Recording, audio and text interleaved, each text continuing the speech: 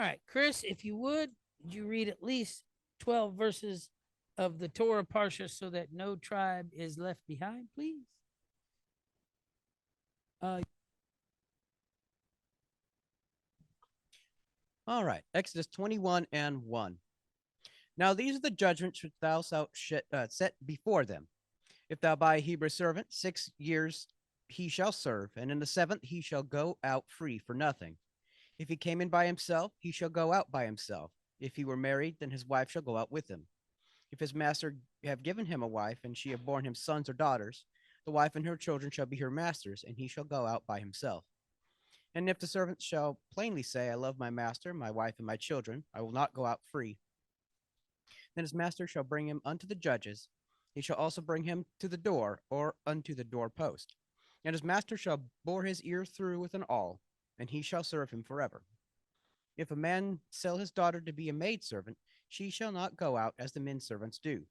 If she please not her master, who hath betrothed her to himself, then shall he let her be redeemed. To sell her unto a strange nation he shall have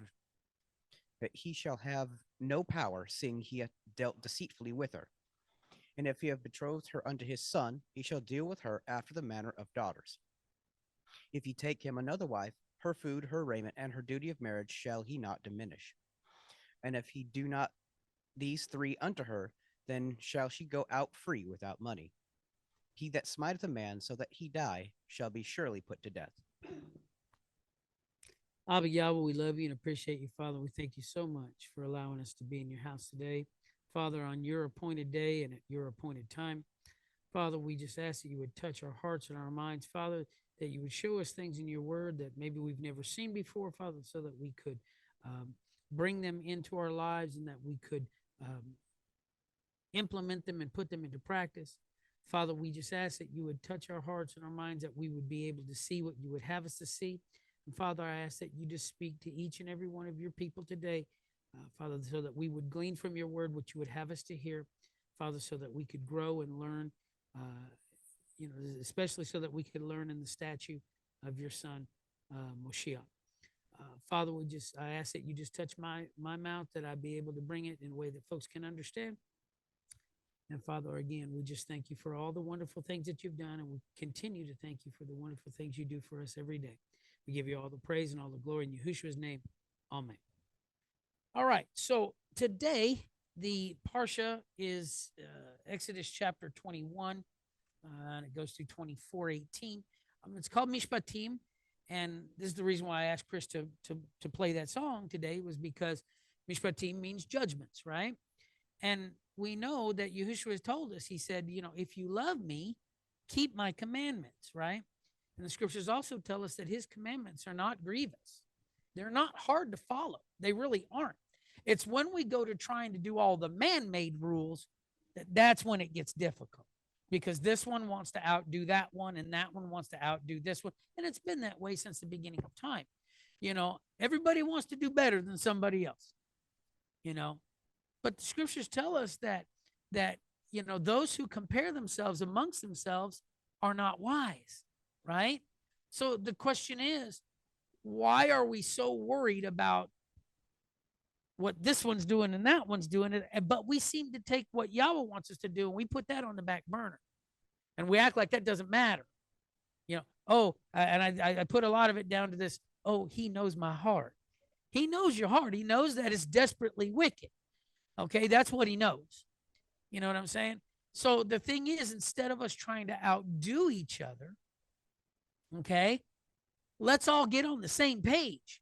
Let's all walk together, right? The scriptures tell us that we're supposed to unify. We're supposed to bring unity. We're not supposed to tear it apart, right? So let's get together and let's walk this thing out. Instead of this one trying to outdo I followed this tradition. I follow that. You better follow the tradition of Yahweh is what you better do. It doesn't matter what Rambam said. It doesn't matter what, Rashi said. It doesn't matter that I ain't worried. None of them guys got heaven or hell for me. Okay. The thing is, I know that the Father has laid down what he wants us to do and how he wants us to walk it out from the very beginning. Right. Ain't that what he said?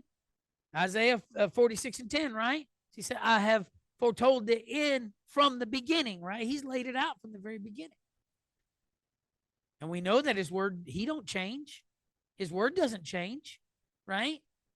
So it doesn't matter what this one's take or that one's take or whatever. Let's get Yahweh's take on it. All right. And the only way we're going to figure what that is, is we look at his son, because he walked it out. He was sent here to help us do what? To understand what to do, to learn how to walk this thing out, right? So, like I said, in this Parsha, he's talking about different types of judgments, different types of ordinances, different types of commandments and mandates that he wanted his people to follow. So, Chris, if you would read verse number 1 for us, please. Exodus 21:1 says, "Now these are the judgments which thou shalt set before them." So what struck me about this very first sentence, he says, these are the judgments that you shall set before them, not before Judah or Issachar or this one or that. It says them, all right? It's not one tribe like they'd have you believe, but everybody, right? Even for the stranger that was traveling with them. They may not have been naturally born into Israel, but once they selected a tribe to be with and they accepted, the Torah and they started following, well, then they're just as much a part of Israel as somebody who was naturally born there. Right? But here's the thing. He's telling them, because we know it talks about it later on. It says that there's one Torah, right? There isn't one for Israel and one for the Goyim. A lot of people will have you believe all these like Noahide laws and all that junk. Okay? That he never said anything about that. He said there's one Torah for all, for the homeborn as well as the stranger. Okay? One Torah, not a separate set of rules. That's one way that they make you a second-class citizen. Okay? We have one law, one set of instructions, not a different one for this group or that group or that group. Okay? So the thing that we have to remember is that his word, both his physical word and, here's what we don't think about a lot of times, the word made flesh, all right, was and is for everybody, not just one group, not just one protected, Yahushua's for these guys only and not for anybody else. You know what I mean? Oh, the Torah is for, how many times have y'all heard it? Oh, that doesn't count. That's only for the Jews, right? Well, that's an extreme disservice to us who were born without Jewish blood, right? Because again, it makes us second-class citizens, and it kind of puts us down here because the Father didn't care enough to have anything for us. You see what I'm saying? That's the way that they'll make you feel. Oh, well, we have this, just like what it says.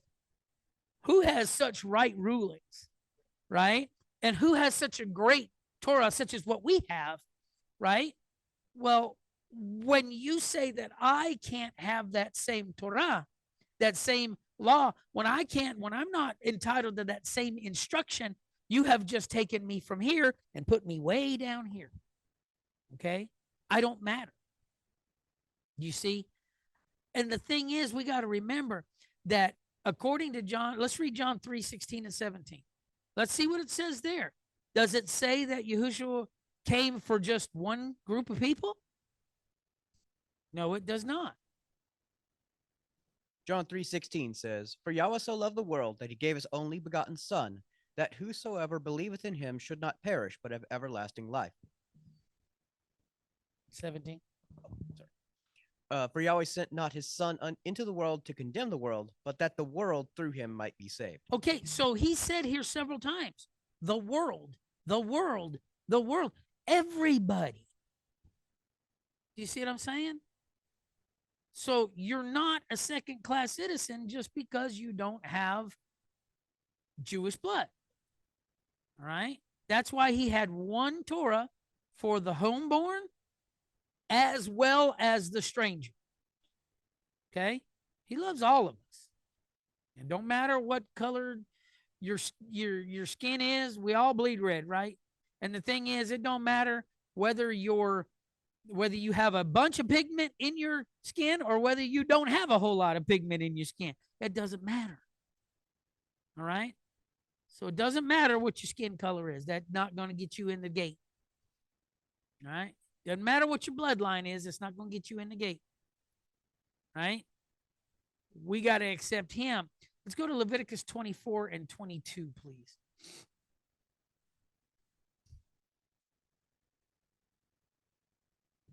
Leviticus 24 and 22. You shall have one manner of law, as well for the stranger as for one of your own country, for I am Yahweh your Elohim. So that's just one example of where that statement is being made, okay? But this is what I want you to know. I'm just trying to drive this fact home. Don't let anybody treat you like you're any less or make you feel like you're any less, right? Because you don't have a Jewish last name, all right? His word was and is for everybody. And the scriptures tells us so that there's one law. You know, I've been to several congregations and they had a separate set of rules for this group and for that group and all that kind of stuff. And that's not how it is. Did they have a separate set of rules for if you came out in that mixed multitude, right? If you came out of Egypt and you were part of the mixed multitude, when you went to go see the priest, did he have a separate set of prayers and rituals in way that, no, it was exactly the same, right? So the pattern is that we're all on what? Even ground. All right. Another thing that we need to remember is it says here that these are the judgments which you'll set before them. All right. Remember, guys, you know, the scriptures say that we're a holy nation, right? A royal priesthood. All right. And if we want to be kings and priests, we're going to have to make a difference. And we're all called to make a difference. All right. We're called to make a difference between the holy and the profane. Right. We're called to make a difference between what? The clean and the unclean. But my question for us is, how can we make the difference, or how can we know the difference, right? If we don't have his word, or if there's a separate set, right? If there was a separate set, a separate word for those who were not of, you know, who were of the nations, all right, then how would we be able to judge the way that we're going to have to? We couldn't, because our rules would be different than their rules. I say rules, but the judgments would be different. You know? So like I said, if we don't know the difference, I mean, you know, if how can we judge rightly if we don't know the difference? If we don't have his word, you know, how do we know without his law? How do we know without his instruction? We've got to have it. All right. Here's another thing. We got to know what they are. If we're going to walk this way, we got to know what's right and what's wrong. Amen. We got to know. All right. And we simply cannot please him if we don't know the rules of the house. All right. Look at John 4 and 23 and see what it says there.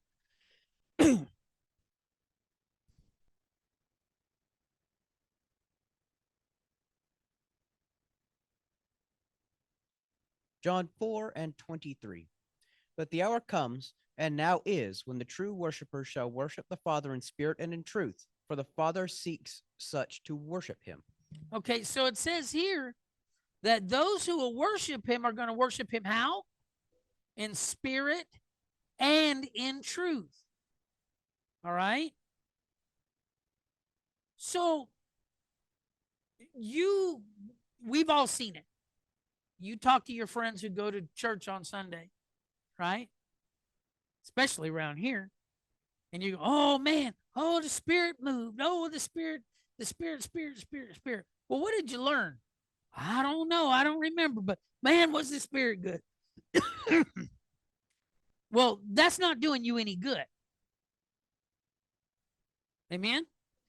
That's if you're not retaining anything, if you can't remember what was brought out, it's not doing you any good. All right. So it's not just enough to have the spirit, right?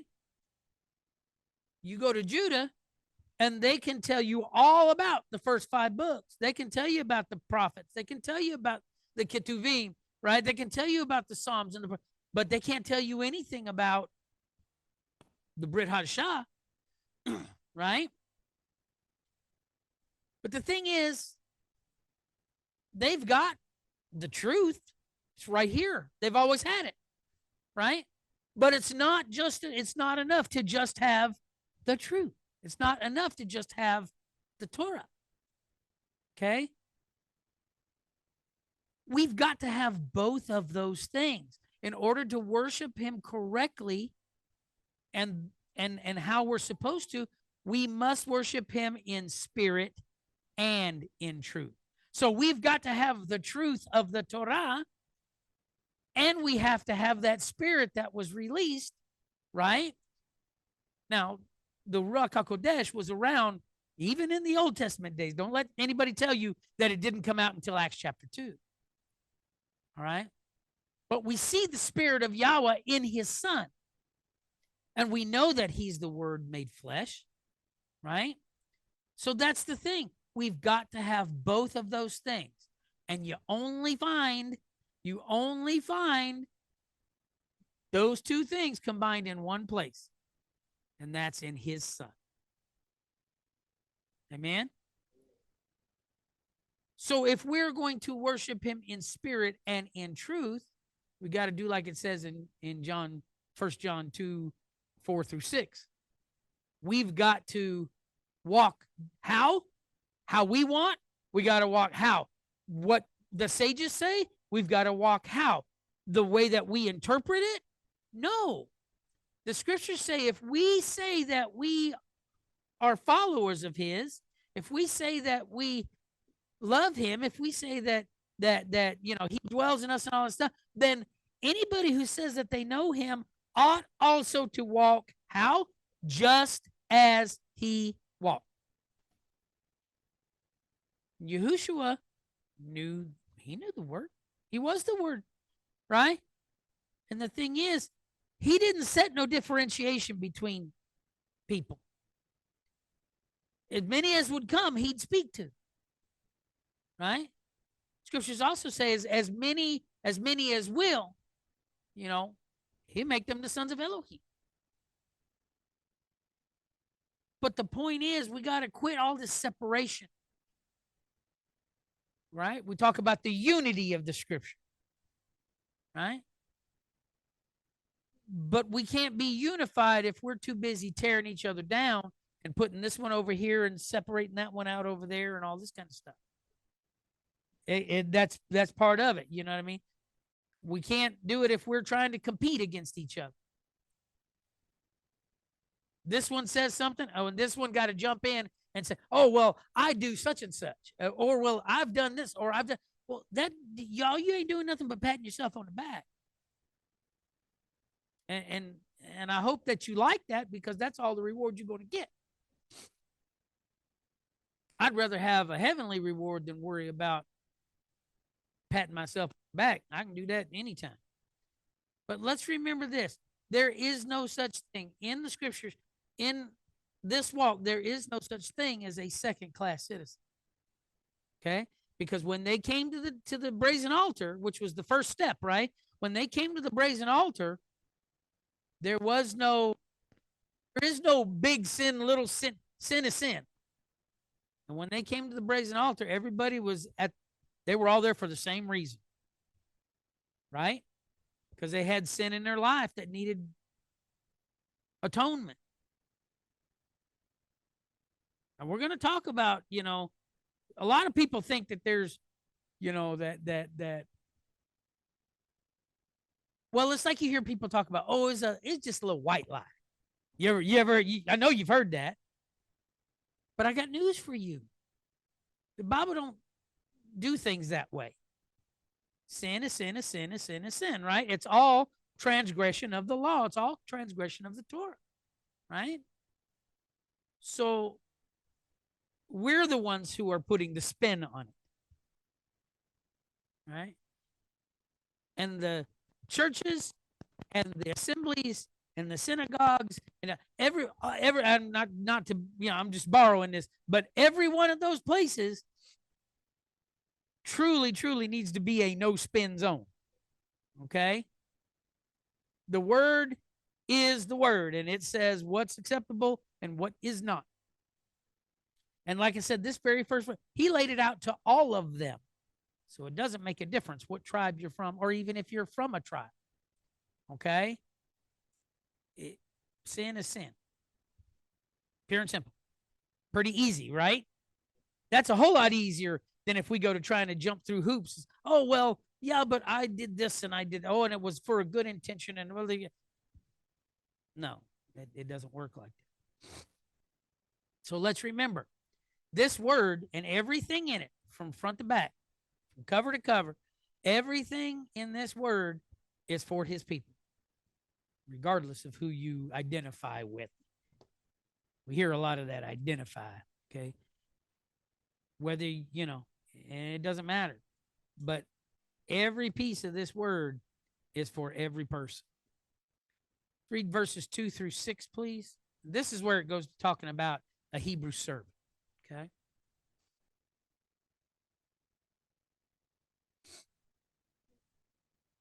Exodus 21, starting in 2.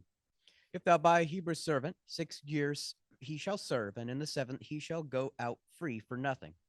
If he came in by himself, he shall go out by himself. If he were married, then his wife shall go out with him. If his master have given him a wife, and she have borne him sons or daughters, the wife and her children shall be her master's, and he shall go out by himself. And if a servant shall plainly say, I love my master, my wife, and my children, I will not go out free, then his master shall bring him unto the judges. He shall also bring him to the door, or unto the doorpost, and his master shall bore his ear through with an awl, and he shall serve him forever. Okay, so he's talking about a Hebrew servant. Now, there's a difference between a Hebrew servant and a hired servant, right? They're treated differently. However, if he was to have a Hebrew servant, he would serve him for 6 years, and then he would go free in the 7th year, the year of release, right? He would let him go in the 7th year. All right. And it says here in verse 3 that if he came in by himself, he'll go out by himself. Or if he came in with his wife, if he was married then she would go out with him, right? If they decided to leave. Well, here's the thing. Verse 3 is telling us here, the master's not going to force you to serve him. All right? The Father's not going to force you to serve him. People want to talk about free will. He's not going to force you to serve him. But know this. If you come in and you decide you've had enough and you're going to walk away,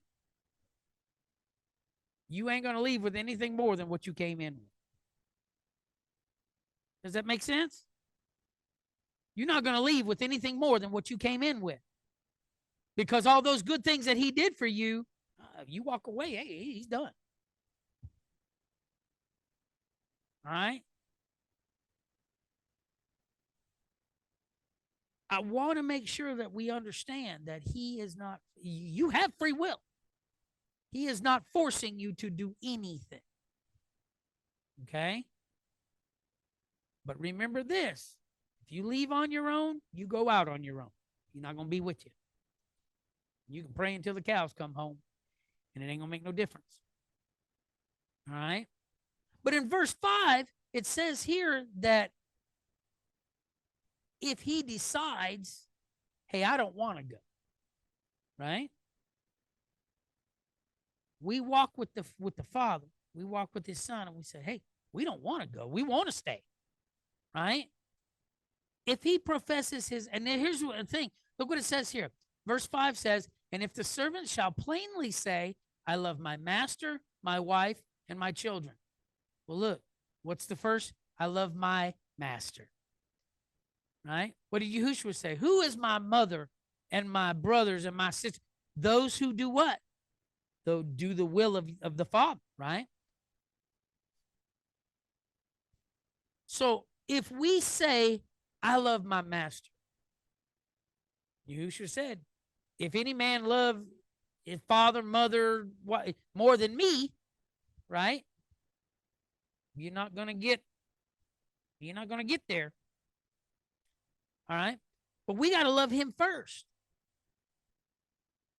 And then we love, and remember, when it talks about hating, it's not talking about hating them like what we think. It's saying we love them, but we just don't love them as much as we love the Father. We love them, but we just don't love them as much as we love, the Father comes first. His will comes first. All right. So if he professes his love for his master first and then his family, that's very important. And I believe that it's worded that way on purpose. All right. And he says, I will not go free. Then in verse 6, it says that his master will bring him to the judges, let him know, and then he'll bring him to the door of his house or the doorpost, and says that he's going to put an awl through his ear, right? And what's going on here is, it's really symbolic, because when they pierce that ear, there's going to be some blood there, right? And the scriptures, why don't we eat blood?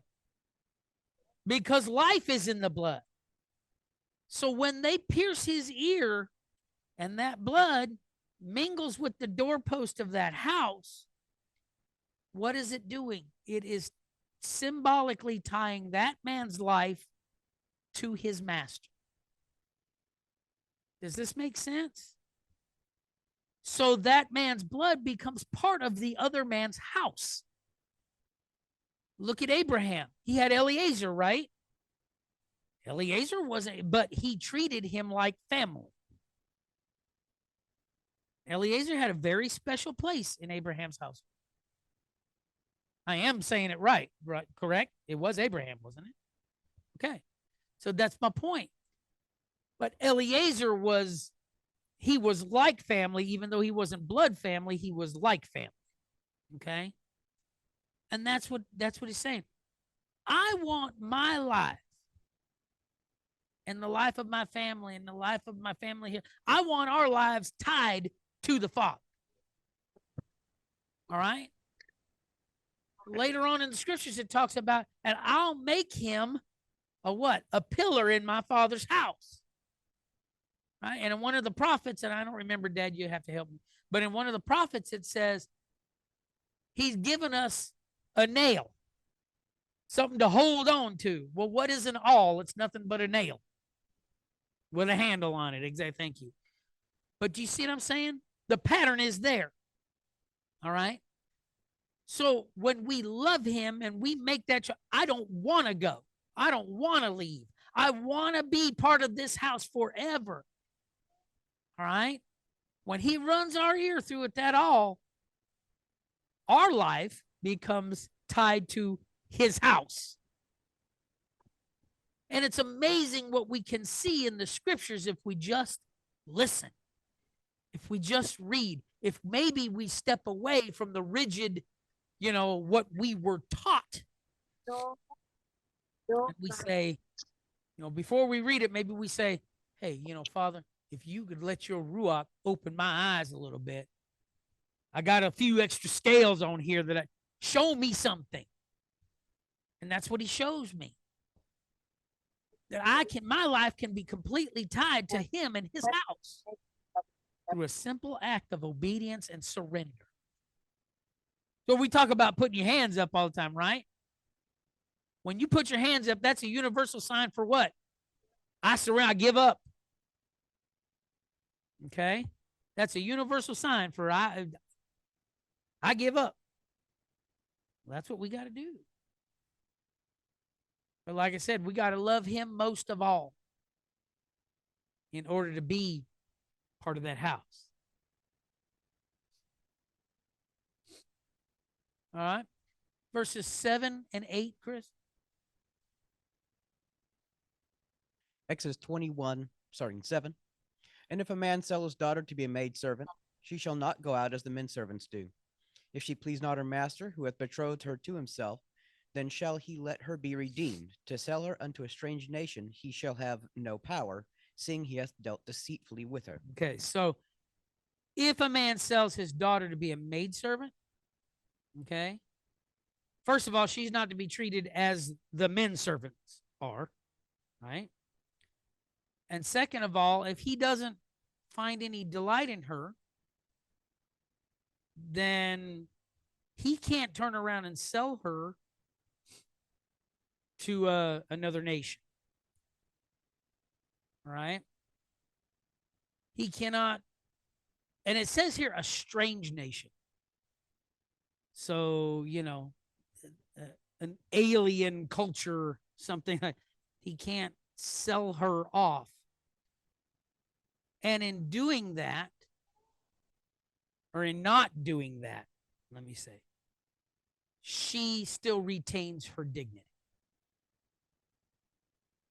And she's not made merchandise. Because she matters.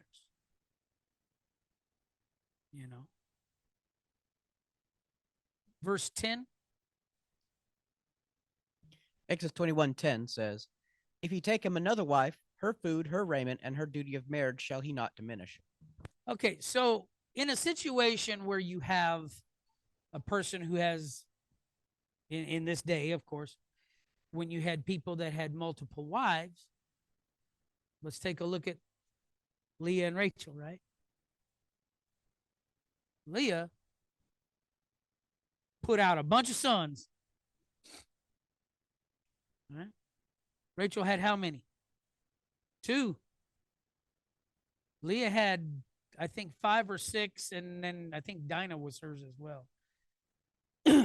But the point is, that's a situation where you got a wife that's hated and a wife that's beloved. You see what I'm saying? But he couldn't take Leah and diminish her food or her clothing. Certainly wasn't diminishing her marital duty, right? And we can actually extend that further. Okay? We can look at that. Men, what is our job? What is our obligation or our duty to our families? And that is to do what? To provide for them. That's what we do, right? And thanks to our forefather, Adam, the knucklehead, we got to do that with these things right here. We got to work to provide for our families, right? But there's an awful lot of people out there, and it's sad. There's a lot of folks out there that there's children with no daddies. They were there to make them, but they ain't there to help them, right? And a true man supports his family, and he takes care of them, and he guides them and leads them. He's active in their life. We're called to be the spiritual leaders of our household, correct? Right? That's our job. And we're to provide for them financially and, to put clothes on their back and food in their mouth and a roof over their head.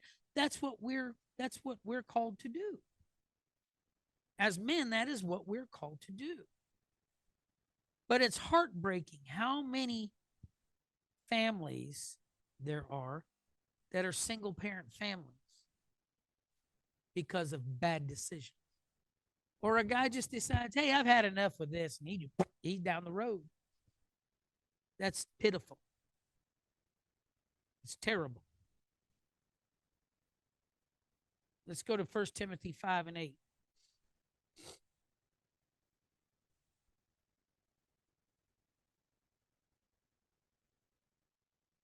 First Timothy 5 and 8 says, "But if any provide not for his own, and especially for those of his own house, he hath denied the faith and is worse than an infidel." So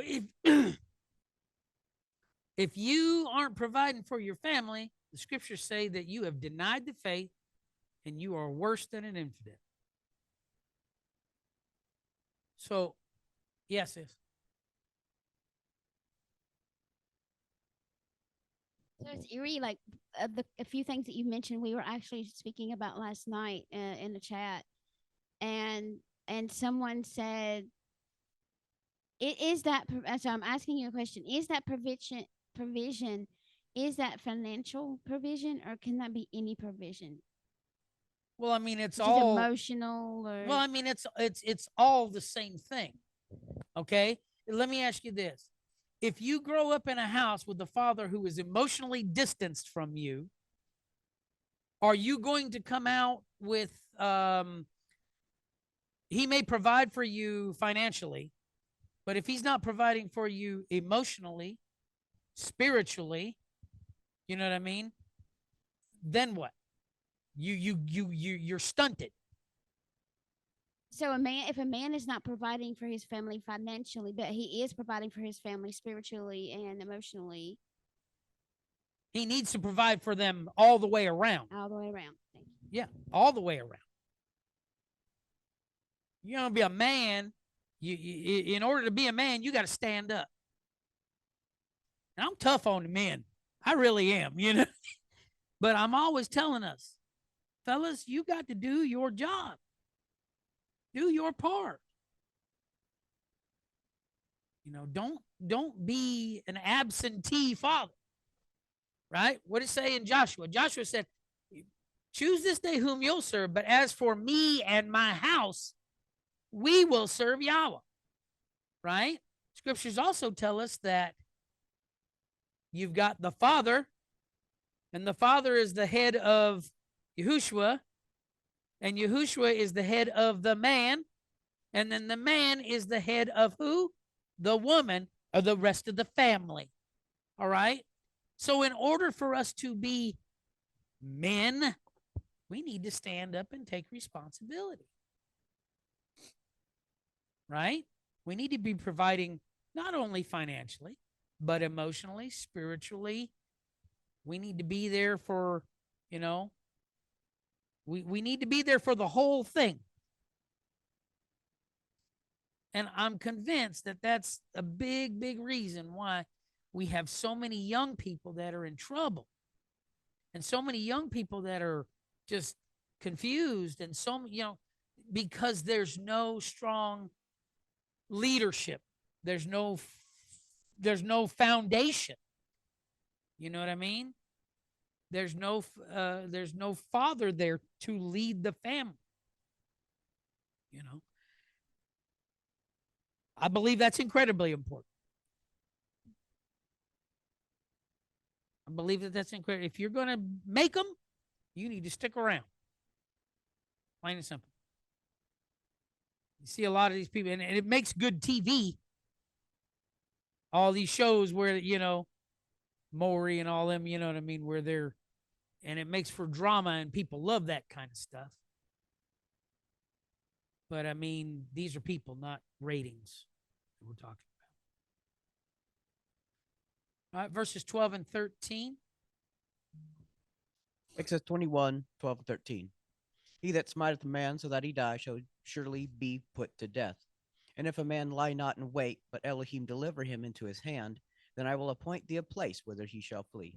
Okay, so this is talking about killing a person, right? Now, we talked about this last week, that there's a difference between killing and murdering, right? There's a difference there. All right. You can kill somebody by accident. Never had a problem with them before, right? You could have been best friends. You know, you get in a car wreck and or you make some bad decisions and y'all go do something and something, you know, something happens. Well, you never bore that man any ill will. There was nothing premeditated. It just happened.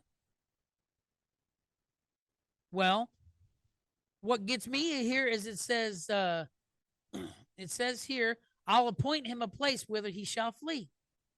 So what's cool about this is he's talking about the cities of refuge. And the neat thing is they hadn't even been established yet at this time. So he's letting them know, I'm going to give you a place to go. But see, like I said, the cities of refuge hadn't even been established yet. And he was already letting them know, I'm going to give you some place to go. Because, if it's an accident, it's an accident, right? Now, verse 14 is a little bit different. It says, if a man come presumptuously upon his neighbor to slay him with guile, then you shall take him from my altar that he may die. Okay, so, yeah. So here's the thing. This is murder, right? Saying if you murder somebody, you forfeit the right to your own life for the one that you took. So that's what he's saying. If you do it by accident, I'm going to give you a place to go. But if you do it on purpose, you really got there's no recourse. You're going to have to give up yours for theirs. Right? And then 15 through 17. So we know how the Father feels about premeditated murder, right? To go to 15 through 17. Exodus 21, starting at 15. And he that smiteth his father or his mother shall surely be put to death. And he that stealeth a man and selleth him, or if he be found in his hand, he shall surely be put to death. And he that curses his father or his mother shall surely be put to death. So let's go to Exodus 20 and 12. We had that last week, so let's just read what that says. Exodus 20 and 12 says, honor thy father and thy mother, and that thy days may be long upon the land which Yahweh thy Elohim giveth thee. All right, go to Ephesians 6 and 2.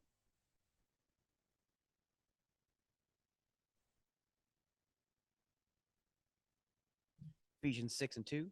Honor thy father and mother, which is the first commandment with promise. So let me ask you this question. So we know that Exodus 20 is in the Tanakh, right? That's in the Old Testament, right? It's in the Torah. But where's Ephesians at? That's in the Brit. And it was written by who?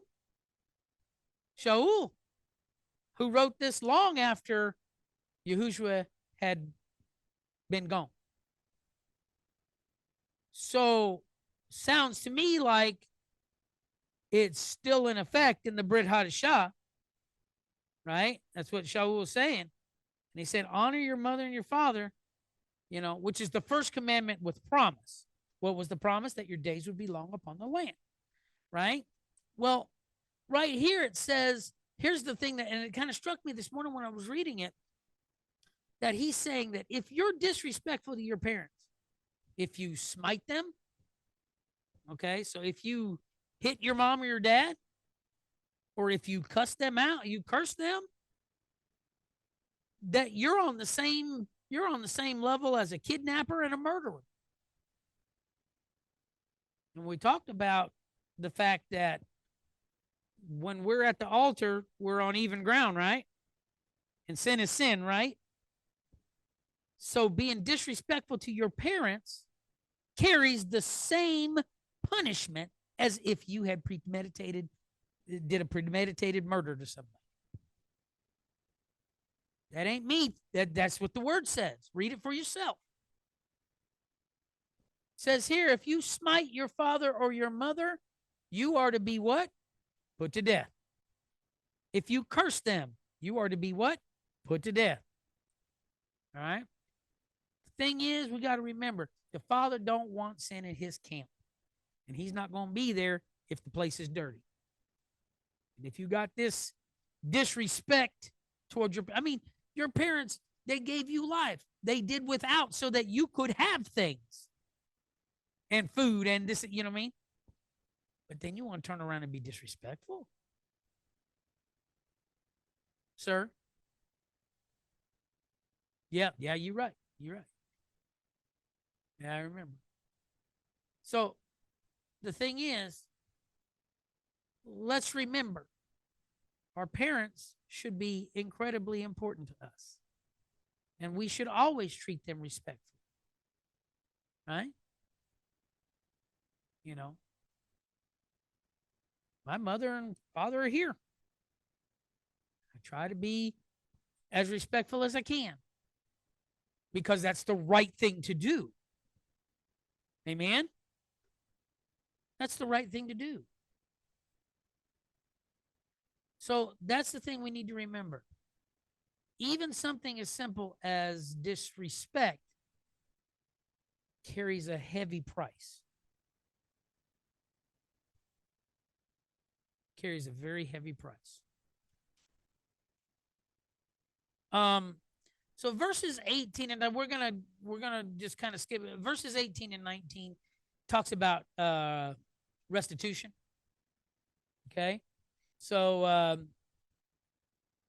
you know, if a couple of guys are fighting and one, you know, gets hurt pretty bad, you know, something happens to him, then the other one needs to be taking care of medical bills, things like that. But it talks about making it right. In verses 22 through 25, we're in the same situation where we got a couple of guys fighting, right? But then somebody gets involved and they end up hitting a woman, a pregnant woman. And this is where we get that famous an eye for an eye, right? We hear that, an eye for an eye, tooth for tooth, you know, what was it, foot for foot, hand for hand, all that, you know. Chris, go ahead and read, let's see here. Let's see. Yeah, read 24 and 25 right there. Exodus 21, starting in 24. Eye for eye, tooth for tooth, hand for hand, foot for foot, burning for burning, wound for wound, stripe for stripe. So we got to remember that for every, it's just like what Sir Isaac Newton said, right? For what was his third law of motion? For every action, there is an equal and opposite reaction. Okay, so here's the thing. If our actions carry consequences, and if our actions hurt an innocent person, then we must make restitution for that. All right, we talk about responsibility. We're responsible for things. We're responsible even for our animals, right? We're going to see that here in just a few minutes. We're responsible for what our animals do. If we weren't supposed to be responsible for the rest of the family, right? If it was just, well, that's their fault, that's on them. If that was the case, it's like when Cain said, "Am I my brother's keeper?" Well, yes, you are. Right? Yes, you are. If that wasn't responsible, why would he tell us that if we built a house up on the roof, we got to put a fence like thing up there just in case somebody fell off? Y'all know what I'm talking about, right? You know, a way to keep them from falling off because you don't want to even accidentally cause somebody hurt or pain or whatever. All right. But we got to remember here, the Father's real big about letting the punishment fit the crime. And knowing that, that brings a whole nother facet to this thing about disrespecting our parents. Right? He don't take kindly to that because that turns the picture on its head. Did Yahushua ever disrespect the Father? Would he ever disrespect the Father? Of course not. And hear him talking back to Yahweh, did he? Just like when he was in the garden. If it be possible, let this cup pass from me. Nevertheless, your will be done. Right? He didn't sit there and be, Father, look, you got me in a situation. You know, I can't believe you done this. He didn't do that. And he didn't sit there and bad mouth and poor mouth the Father, because that was what he was created for. So we got to remember that when when we do something, we really need to think the entire thing out. We really need to think the whole thing out, because who knows, our actions can cause something to happen to somebody else. What we say can cause another person to fall. What we do can cause another person to be put into a situation that they don't deserve to be in. So we need to be responsible, not only for ourselves, but for our brothers and sisters. Right? Verses 28 through 26. I'm sorry, 28 through 36. I want you to read them backwards. Exodus 21, starting 28. If an ox gore a man or a woman that they die, then the ox shall be surely stoned, and his flesh shall not be eaten, but the owner of the ox shall be quit. But if the ox there were wont to push with his horn in time past, and it hath been testified to his owner, and he hath not kept him in, that he hath killed a man or a woman, the ox shall be stoned, and his owner shall also be put to death. If there be laid on him a sum of money, then he shall give for the ransom of his life whatsoever is laid upon him. Whether he have gored a son, or he have gored a daughter, according to this judgment shall it be done unto him. If the ox shall push a manservant or maidservant, he shall give unto their master 30 shekels of silver, and the ox shall be stoned. And if a man shall open a pit, or if a man shall dig a pit and not cover it, and an ox or an ass fall therein, the owner of the pit shall make it good, and give money unto the owner of them, and the dead beast shall be his. And if one man's ox hurt another's, that he die, then they shall sell the live ox and divide the money of it, and the dead ox also shall they divide. For if it be known that the ox hath used to push in times past, and his owner hath not kept him in, he shall surely pay ox for ox, and the dead shall be his own. Okay, so that's what he's talking about, responsibility. Right? If you got an ox or a whatever, and it's been known to gore and push, and you haven't done anything with it, that's on you. Right? Because you weren't responsible. Now, that animal is an animal, and they do what they do. Okay? And yes, Yahweh gave us dominion over the animals, but the thing is, they do what they do. Okay?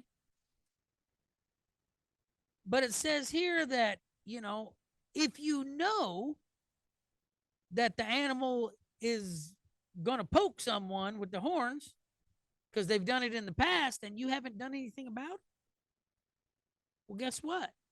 Somebody dies, that ox is going to die, and so are you. Isn't that what it says? Or if he pushes someone down, or what, and you know about it, you know that that's how he is, but you've not done anything about it. This is what I talk about, responsibility. I'm big about personal responsibility. I can't help what this one or this one or this one does, but I can be responsible on my own part. You know what I'm saying? We had a situation where years ago where we had an animal that hurt my wife and hurt her pretty badly. I had to put him down. Okay? Because that's the right thing to do. And I didn't want that animal to hurt anybody else. You know what I'm saying? And that's what the Torah says. That's Torah. You got a problem with it? Don't talk to me. Talk to the one who wrote it, okay? And another thing is, if they're doing this kind of stuff, look at what else they lose. Okay? If they dig a pit and that animal falls in that pit, he's got to pay for the animal, right? He's got to pay for the animal. And then Now he'll get the dead animal, but I don't think he can't. I don't think he can do anything with it because throw him in the pit that he fell in and just cover him over. But you see what I'm saying? He can't eat that animal, right? Because it died of its own. If it's goring somebody, you can't eat it. Well, you gonna be dead anyway. But you see what I'm saying? The Father's big on responsibility too. And he wants us to be responsible, not only for our action, for us, but for our families and how we live our lives. What's the picture we're putting out there? Does it point people to his son? Or does it point people in a different direction? Are they seeing his son in us by how we carry ourselves, how we walk and talk every day, how we handle it? Are they seeing Yahushua in us, or are they seeing something else? Are they seeing, oh, no. That woman you made, she's the one who made me do it. Or is that what they're seeing? So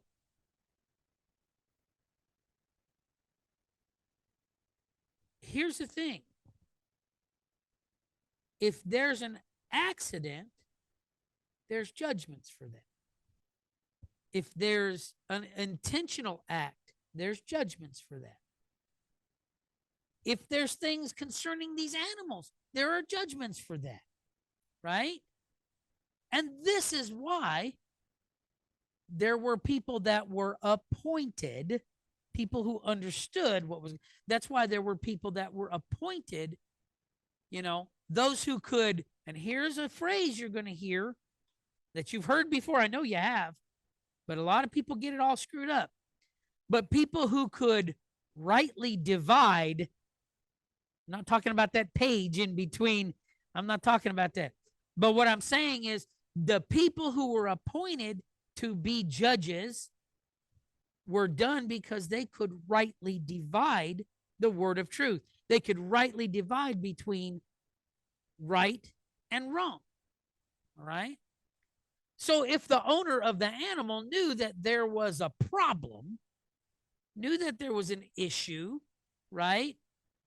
What we would call a pattern of problems, right? There's that word again. We use that a lot because once you learn how to read a pattern or see a pattern, then it really opens things up. But if there was a pattern of problems before and he didn't do anything to fix it, he was going to have to be responsible, even up to losing his own life. So I'd much rather take care of like what we talked about, the pine tree, Dad. Do you remember that? You want to take care of the problem when it's this big, right? Or do you want to try to take care of the problem when it's this big around and it's 40 feet tall? When is it easier to handle? When it's tiny, when it's small. So what did old Barney say? Nip it in the bud. All right. So let's fix the problem. Let's not wait. Let's fix the problem when it's here instead of it being here. Amen. Let's fix that problem. All right. And this is another reason, like at my work, I have heard so many times, that's not my job. That drives me absolutely bonkers when I hear that. Our job is to make food. Food is eaten by people. If you're not doing your job, you are putting that person at risk. So when I talk to these guys at work, I try to put it to them this way. Your family eats bread, right? Yeah. Okay. So let me ask you a question. How comfortable are you with your family eating this product, knowing the type or the level of care and attention you put into the job that you do? Wouldn't it be terrible that your family got sick because of something that you cut a corner on? Or maybe you just thought, it'd be good enough. It ain't it. That's not how we're supposed to be. Right? We're supposed to take responsibility. And that's exactly, because if you don't take care of it here, who knows what's going to happen when we get down the line. That makes sense. Okay? So let's just know this, that we definitely are responsible for the well-being of others, whether in our natural families, whether in our family here, whether they're just people we don't know, even out on the street. We're still responsible. And if we see a need, we fill it. Right? That's what we do. Pick up on the second part of our Parsha. But scriptures say that when we've eaten and we're satisfied, that we're to bless the Abba for the wonderful land he's given us. And so we'll go ahead and do that now. Abba Yahuwah, we thank you so much for the good food and the good land you've given to us and all your many blessings upon us. And Abba Yahuwah, we just thank you so much for the truth. We thank you for so much. We thank you so much for pattern, 2 or 3 witnesses and context. We thank you so much for all the truth that we know. And we thank you again for the food and for Yahushua HaMashiach down on the state for us. Mashim Yahushua HaMashiach, or in the name of Yahushua the Messiah. Amen. All right. So we're going to pick back up on chapter 22, verses 1 through 6.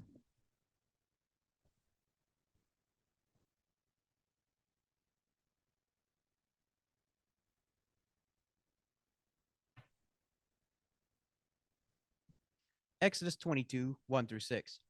If a man shall steal an ox or a sheep and kill it or sell it, he shall restore 5 oxen for an ox and 4 sheep for a sheep. If a thief be found breaking up and be smitten that he die, there shall no blood be shed for him. If the sun be risen upon him, there shall be blood shed for him, for he shall make full restitution. If he have nothing, then he shall be sold for his theft. If the theft be certainly found in his hand alive, whether it be ox or ass or sheep, he shall restore double. If a man shall cause a field or vineyard to be eaten, and shall put in his beast, and shall feed in another man's field, the best of his own field and of the best of his own vineyard shall he make restitution. If a fire break out and it catch in thorns, so that the stacks of corn, or the standing corn, or the field be consumed therewith, he that kindled the fire shall surely make restitution. All right. So we see, just like we talked about in chapter 21, that if we do something, we need, and it causes hurt to somebody else, we need to make it right. All right. That's what restitution is all about, right? A guy, now this is also talking about known thievery. So you catch a person who is breaking into a house, right? That's what that breaking up means. It means it means burglary. Okay, so it says here, if a thief be found breaking in and he's smitten that he dies, there's no blood to be shed for him because he was caught in the act doing wrong. You know what I mean? And, the scriptures talk about that people don't hate a fella if he steals because he's hungry. But the problem is when you got a person that's doing it for personal gain or whatever, one of the commandments is thou shalt not steal. So again, there's a punishment for the action. And for every action that we do, there is some sort of consequence. A lot of people think, well, I just do what I want to do. And, I know a particular person who just does what he wants to do. He don't think about anything. He just does what he wants. And, he don't take anybody else into account. He doesn't care about it. He's just going to do what he wants to do. And, we've had these conversations and they honestly, truly just do not care. I think that's kind of like where the scriptures talk about having their conscience seared with a hot iron. You know what I mean? They just don't care. And there's a lot of people like that today, But we got to know that again, this is all talking about actions. We have uh we have thoughts, right? And we've heard it said that those thoughts are seeds that become what? Deeds. When they get in the heart and they grow, then we do those things. And when we're away from the Father, when we're not walking in line with Him, when we don't have when we're not sold out to Him, when we're not walking according to His will and His way, then the Adam nature, the sin nature takes over, and we're like a as the scriptures say, a brute beast. We're just gonna do what we want to do, and we don't think about what we're doing. We just do it. And with I think that that's a big part of why people don't really want to follow the Torah, because there are punishments and judgment for all the things that we do. You know what I'm saying? And we have to be responsible for what we do. And it's like what we talked about last night. People don't do it because they don't want to be held accountable for it. So that's the thing. But we understand that the Bible says that we're going to have to give account for every idle word. So if it's that, if we're going to have to give an account for that, we're certainly going to have to give an account for our actions and our deeds, right? But the scriptures tell us that, we may sit in here week after week and think that we're, I've done no sin and I've done no wrong and all this kind of stuff. But the Bible tells us that not everybody who says, my master is going to enter the kingdom of heaven, right? All right. Because it tells us that who's going to be able to ascend into His holy hill. All right. You got to have clean hands and a pure heart. Clean hands means I've not done anything to hurt anybody. I don't have any blood on my hands. You know what I mean? My hands are clean. I've not hurt anybody because I took responsibility for myself to make sure that didn't happen, to make sure that through my negligence and my irresponsibility, I didn't hurt anybody else. I didn't cause them to fall. I didn't damage them. Do you see what I'm saying? Got to have that clean conscience, because when we stand before Him, we're not gonna be judged by what John Hagee says, and we're not gonna be judged by what Rambam said. We're gonna be judged by what this Word says, right? This is where judgment is coming from, right? Okay. So I need to be doing what this says. And part of that is looking out for other people, being responsible. Now, 7 through 13 talks about a guy lending something to his neighbor or asking him to hold it for him. So we're talking about accidental loss there, right? But there's even provisions made for that. If it gets stolen from him, right? They bring him before the judges hear the story. There's a deliberation and they make a decision. If it's found, if the thief is found, then the thief is going to have to pay double. But if something happened, it's the same thing with, like it talks about, if it gets killed by a wild animal. Coyote gets in there and kills it or whatever.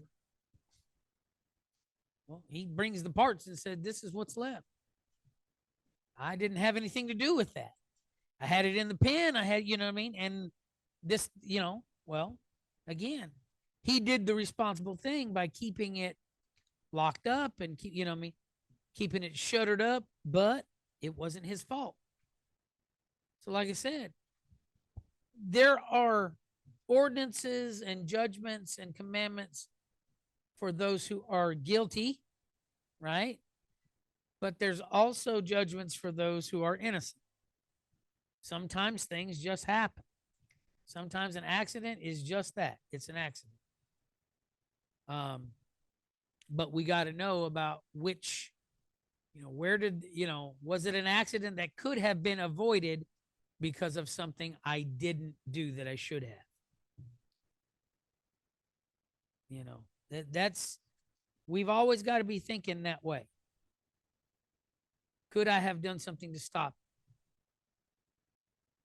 Brother Michael trusted me with such and such, and I let him down because I left it on the porch instead of locking it up. I think that thing's broken. But the point is, Brother Michael asked me to look after this for him, and I messed up. I didn't do it right. You know what I mean? And somebody got it. Well, we'll see if we can find it. But like I said, there's judgments there as well for those kinds of things.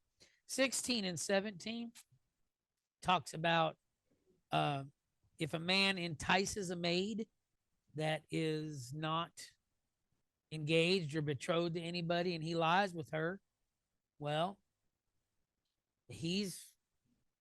her chastity is worth a certain amount. The thing here says that, if he wants to do that, well, he's going to have to marry her. Plain and simple, right? Isn't that what it says?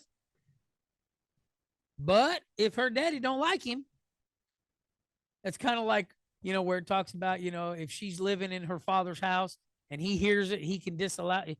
If he disallows it, well, then the guy's going to have to pay some money. He's going to have to pay as if, a bride price, a dowry. He's going to have to pay for that. Now, in a situation like that, I don't know if she would be able to be married after that. I don't really know. I'm saying she'd probably have to stay with her father at her father's house. I don't know. I wasn't there. I don't know. But I do know that, that her chastity has a value, and he spoiled that.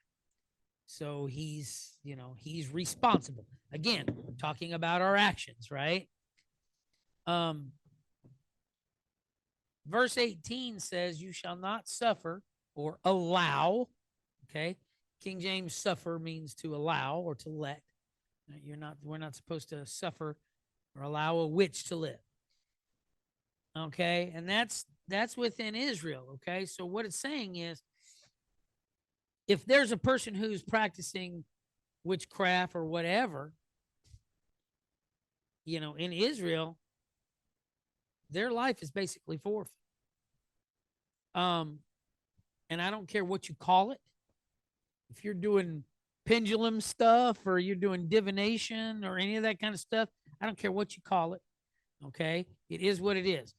Witchcraft is a way to try and get around Yahushua and make something happen.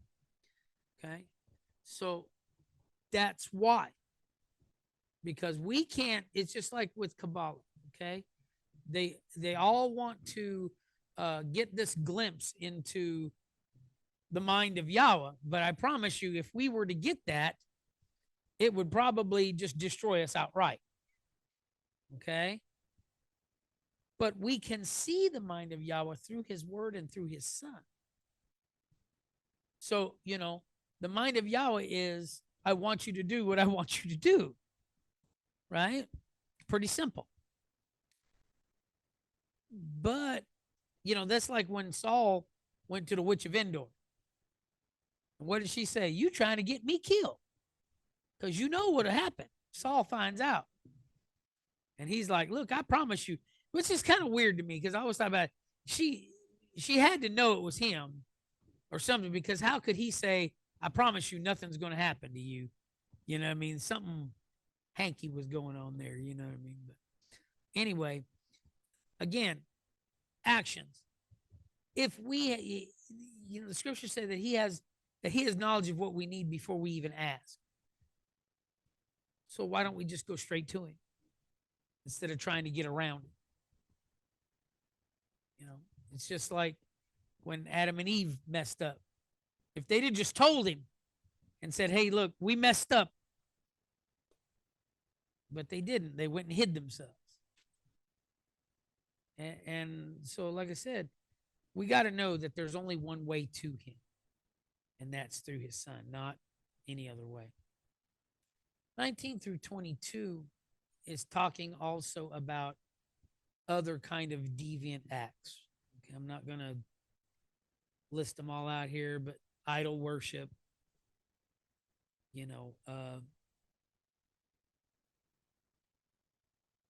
what the scriptures call vexing or harming strangers, or taking advantage of the widow and the fatherless. And it basically all comes down to don't be a jerk. Don't do these things. It's like the people of Nineveh, right? Nineveh they were doing all kinds of things. And I mean, especially the strangers who would come to the town. If you read, they were doing all kinds of mean things to them, and they just enjoyed it. You know what I'm saying? But again, that's that base flesh, carnal nature that likes that kind of thing. But we're called to be more than that. We're called to be above that. Right? We're supposed to let the old man is supposed to pass away and a new man be born. And that new man should be patterned after Yahushua, not after, the way that our flesh tells us to walk. And that leads into 25 through 27, where it talks about lending to the poor. Or lending to anybody, actually, Israelite brother. Somebody comes to you and they need, well, we're not to take advantage of them. We're not to charge, what they call it, usury, interest. We're not to do that. Okay? So, it's like a guy comes and borrows $10 from you, and when he comes to pay you back next week, you aren't charging him $100 for it, $10 interest compounded daily, So, you know what I mean? That's not what we're supposed to do. I've said this before, and I'll say it again.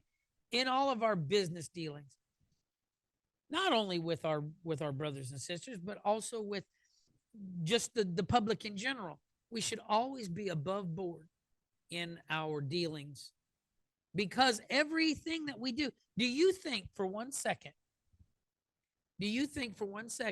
that when people see you in town and they see your hat with a menorah on it, or they see your TCO, or they see your head cover, they know where you're from? Y'all believe that? They, especially in a small town, they know where you're from.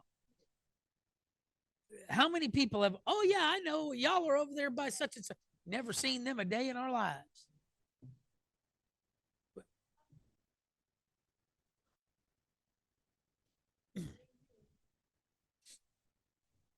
Yeah. So the thing is, like I said, people know. And they know it. And if you're doing shady things, that not only reflects badly on you, but it reflects badly on the shul. It reflects badly on Yahweh. It reflects badly on everything. Right? And it's like these guys, you see these televangelists and TV preachers, and they're just as crooked as the day is long. And they getting rich. But what does it do? It's giving Yahweh a black eye. So that's the thing. When we do anything, if I lend you something, just give me back what I lent you. I'm not going to expect you to pay me interest on it. You know what I mean? I'm not the bank. Or, if you borrow something, for example, Matidyahu comes to me and he says, hey, I need to use your Sawzall. Okay. Here you go. I give him the Sawzall. He uses it when he comes. I don't expect him to put brand new blades in it when I get it back. I mean, does that make sense? And I'm not going to throw a fit and say, well, why didn't you do this? Why did you, you know what I mean? He asked me to borrow it. He brought it back to me. I got it back. Good enough, you know? But that's how we should do things.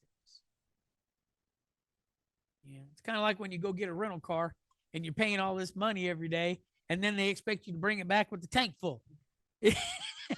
Okay, well, you know, that's what I got to do. But still, like I said, when we deal with each other and with everybody else, we need to be above board. Okay. Now, verse 28 is a very strange verse here. Chris, I want you to go ahead and read that verse 28, but read it out of the King James for just a second.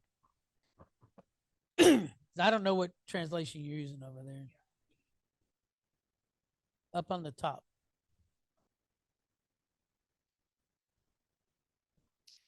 Thou shalt not revile the gods, nor curse the ruler of thy people. Okay, so that's a very strange thing there. You're not to revile the Elohim, right? Or curse the rulers of the people. That's a very strange thing because we're told earlier that we're not even supposed to have the names of the other deities in our mouths. And how many times, especially with the kings, when you look at it in the books of Kings, how many times when they went, what were they told to do? They were told to cut down the groves, tear down the altars, break them down. So this seems contradictory here. Okay? But we're looking at another prime example of a mistranslation. Well, like this translation here says, you're not to revile the judges. The judges are not Elohim. But the word, I looked it up this morning, the word is Elohim. That's there. Okay? And that's what it should be. Okay? Because if he told us, don't even have their names in your mouths, don't follow them, break down the altars and cut down the poles and all this kind of stuff, why would he tell us to not revile them? That doesn't make any sense. So I just wanted to bring it up so that everybody sees that that is not what's being said here. Okay? Because we know he's got kind of a scorched earth policy when it comes to other Elohim, right? He don't even want to see him in his presence. He don't want none of that. All right? So I just wanted to let everybody know that this is a mistranslation. It should be, do not revile the Elohim. All right? Do not revile Elohim. Do not revile Yahweh. And do not curse the ruler of the rulers of the people of Israel. I don't know. But like I said, again, you're dealing with translators that it's not their native language, and it's being translated from language to language to language to language. So there's always going to be an issue there. But like I said, when I read that this morning, I'm like, there's no way. There's just no way. You know, so I went back and looked at the Hebrew, and I'm like, oh, okay, all right, well, that makes a whole lot more sense. So just let's remember, you know, we're not supposed to have anything to do with other Elohim. Nothing at all. Okay? So that had to be a mistake. I mean, you know, but you should not revile Elohim. That's actually what it should be. Let me see, what is that? 28. Yeah, nor curse the ruler of your people. All right. So anyway, and at the time, they didn't have a king. So think about it. He's saying, don't revile Elohim. Don't curse your leaders. Who was their leader at this time? Moses and Aaron, right? And Miriam, they were his mouthpieces at this time, right? So whatever they were saying about Moses, again, it would have reflect, if they're cursing Moses, then that would reflect back on the father, basically pointing to the fact that, hey, you made a mistake putting this guy over us. And we know they did that plenty of times, didn't they? We're going to see a whole lot more instances of that later on down the road. Now listen, how many times did they, was it because there was no graves in Egypt that you brought us out here to die? And I mean, just talking out of their heads. But like I said, I want to make sure that because that kind of stuff right there can be confusing. It really can. All right. And then verses 29 through 30, or 29 and 30, it talks about first fruits. So, we do that. What you got something to say? Yeah, when you do the exact same thing and look at this one where it says in your liquors, it says juice. Yeah. Because right here, my Bible says in your juice. But near it in King James, it said liquors. But when you go to look for Strong's, it says juice. Well, that's So I because mean, but they did the same. That's language changing. Back in the day, liquor was any type of thing that was expressed from fruit.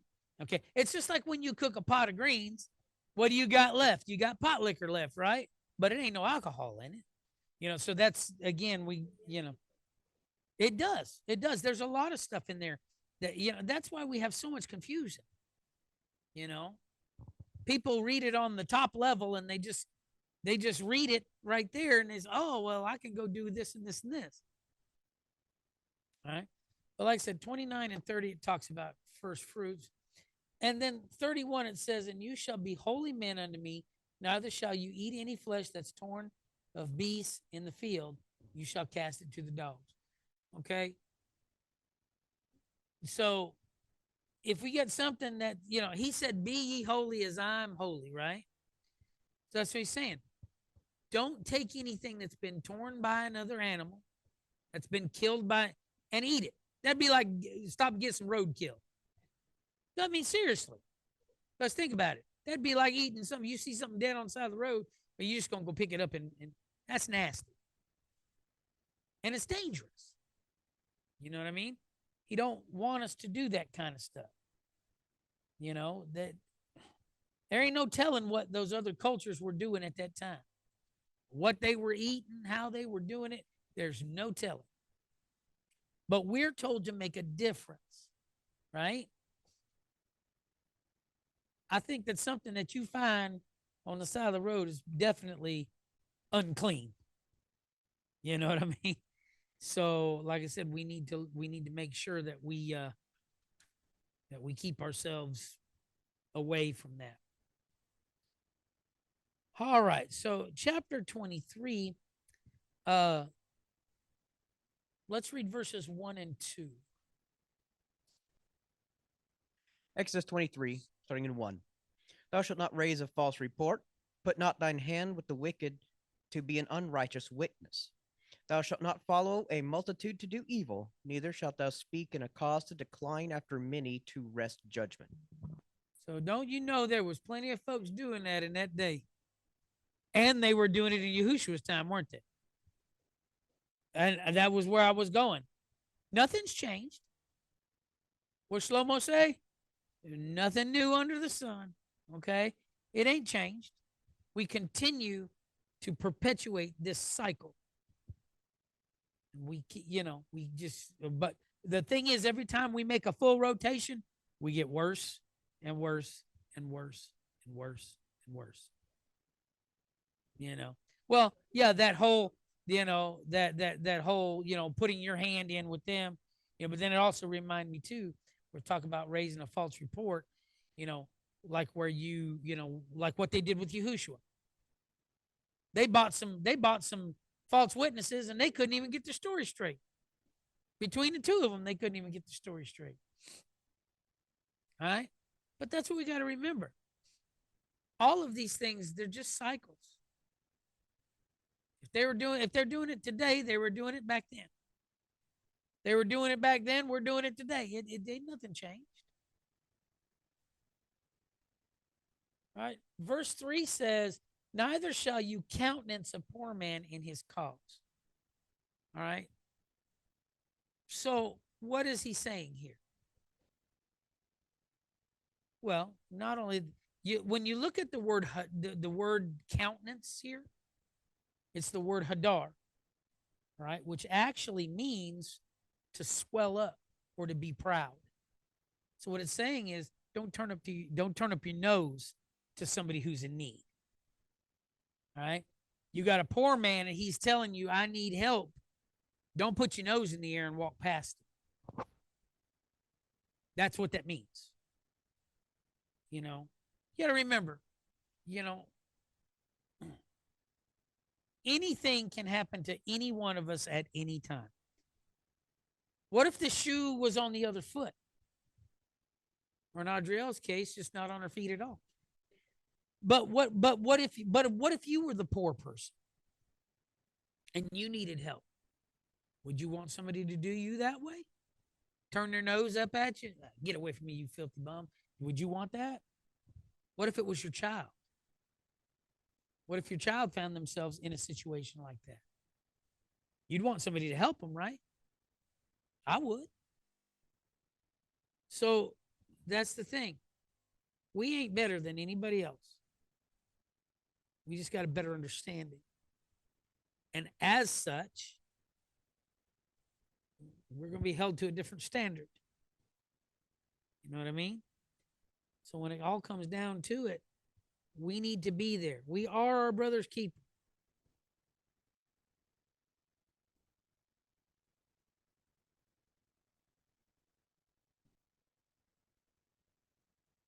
Mm-hmm.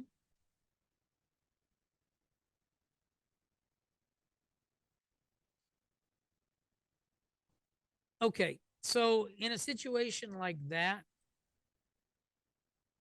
well, okay, so what she said was, if there's a situation where you have a person that is begging on the side of the road, but they got a Mercedes Benz parked down in the alley, huh?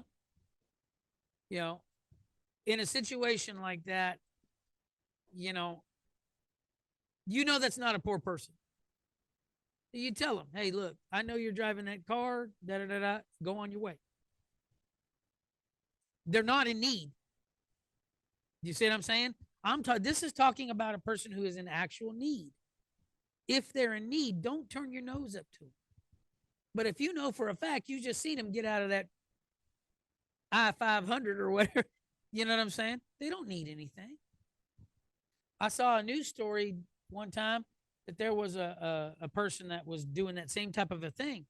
And honestly, they were making I think they were making right at 6 figures a year. Just begging on the street.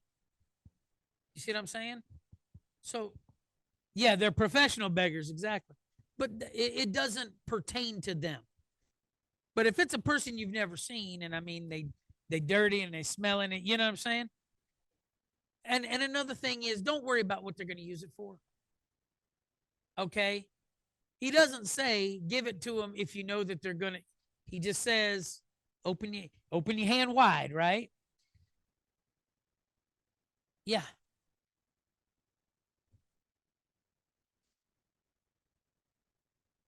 Now that's different if they've told you what they're going to use it for, right? Yeah, of course it is. Of course it is. Of course it is. Okay? They're out there on the side of the road and they tell you they're going to go buy drugs with it. Don't give it to them.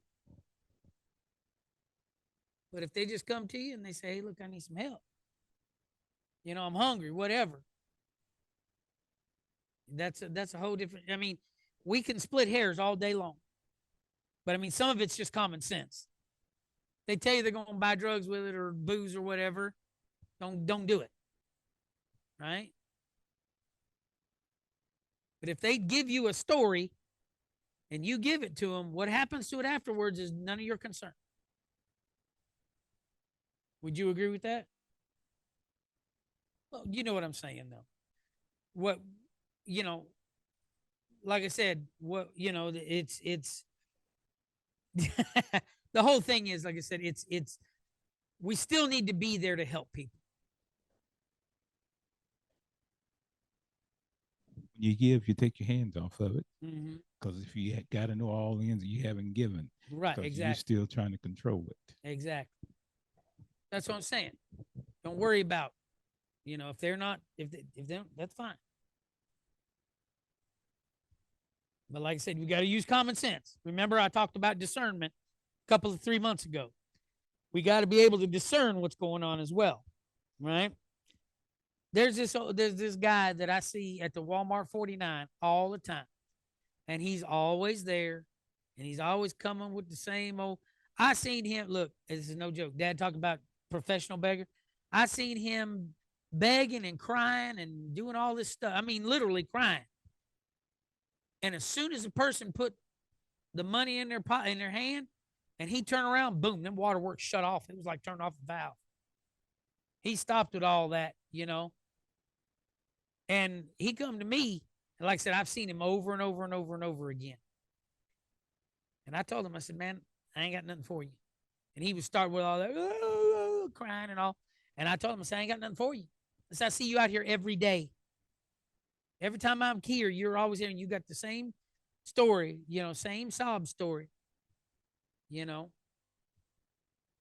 as soon as I said something, boy, he shut the waterworks off and turned around and walked away. I mean, it was just like night and day. We got to be cognizant of what's going on around. He told us to give, but he didn't tell us to be a doormat.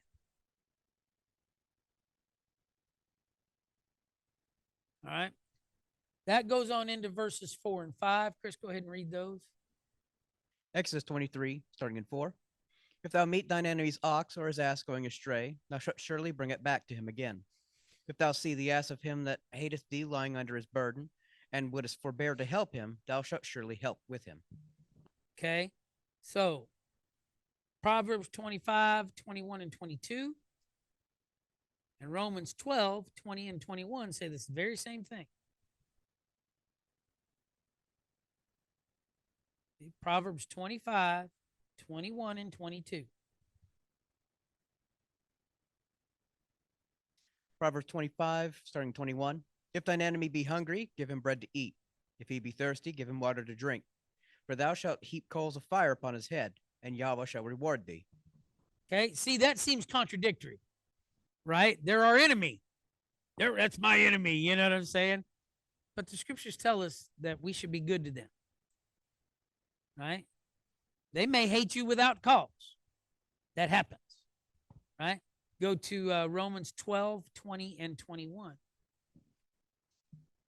Romans 12, starting in 20. Therefore, if thine enemy hunger, feed him. If he thirst, give him drink. For in so doing, thou shalt heap coals of fire on his head. Be not overcome of evil, but overcome evil with good. So see, that's what we need to do. We need to overcome evil with good, right? All right. So by doing this action, again, we're talking about actions, right?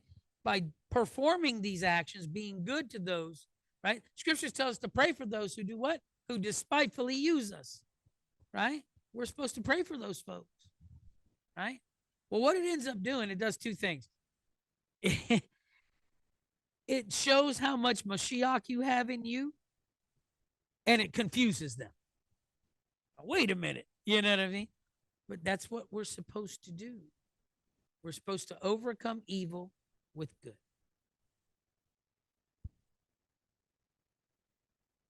Verses 6 through 9. Let's see. Go ahead and read those, Chris.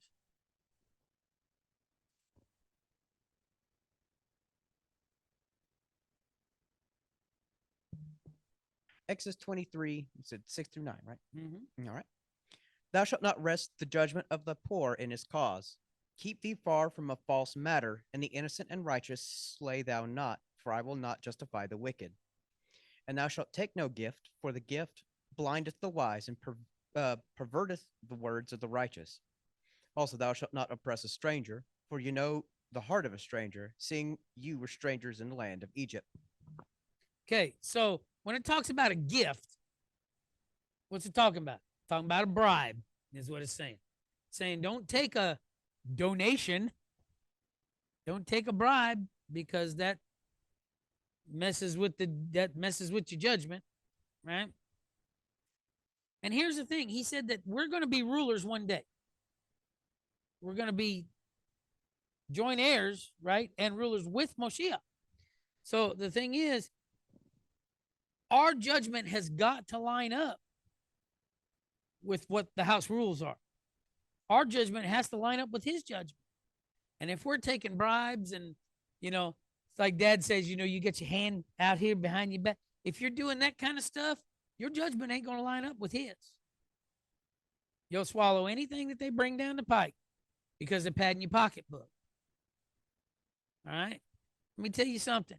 You cannot rightfully divide the word of truth if you have different, if you're following different rules than the ones that our master laid down. Would you agree with that? If I got an outside influence that's changing my judgment, I'm not making sound judgment. And I'm not rightly dividing the word of truth. All right. So let's remember, the decisions we make and the judgments we make, they've got to line up with him. They've got to. Because if they don't, then they're getting a distorted picture. And again, it brings a reproach on y'all. All right. 10 and 11 talks about land Sabbath. Supposed to give the land a rest every 7 years. Let's read verse 12 because we touched on this a little bit last week, but we need to touch on it again because I think it's important. Exodus 23:12. 6 days thou shalt do thy work, and on the seventh day thou shalt rest, that thine ox and thine ass may rest, and the son of thy handmaid and the stranger may be refreshed. Okay, so it talks about, it says 6 days you're going to do your labor and then do what on the seventh? We're going to rest, right? And it says, don't cause your animals to work. Don't cause your handmaids or don't cause them to work. And it says, don't cause the stranger to work either. So just like what we spoke about, this is my second witness here. All right. It is not okay for you to cause somebody to work on Shabbat, even if they don't observe it. Okay? That's like a do as I say, not as I do kind of a situation. If I don't work on Shabbat, I'm not going to expect anybody else to. And that's like when we were having the house remodel. I told Chris, I said, don't come over here on Saturday. Don't do it. I said, you work any other day of the week you want, but do not come over here on Saturday because you will have wasted a trip. We're not supposed to cause another person to work on the Shabbat. Pure and simple. Well, it's plain, right? And it says it right there. It doesn't matter whether they observe it or not. Okay? We're not supposed to do that. So, it's just like I said, I used the example last time. Kim and I were thinking about a business at one time. But the biggest part would have been, we can't ask anybody to work on Saturday. And that would have been the busiest time for this business. So, among other things, we decided that we're just not going to worry about it because we're not going to compromise. We're not going to compromise our beliefs for the sake of chasing the dollar. So, it like I said, it doesn't matter whether they're observing it or not. It's not good to do, and you shouldn't be doing it. That goes along with that whole thing, like what we were talking about at the very beginning. You got this group of people, and then you got this group of people. And it's okay to make them sin. That's all right. Because they're a bunch of heathens anyway. No, that's not okay. It's not. Let's see here. So don't, if you got a business, don't be expecting people to work on Shabbat. Pretty simple. Yeah. Well, you shouldn't go to a restaurant on Shabbat anyway, because you ain't supposed to be doing commerce and stuff, anyway. So yeah, well, that's again, that's a way of trying to shirk the responsibility and to skirt the accountability. Well, they're going to be there anyway. That may be, but you don't need to add to it. You know.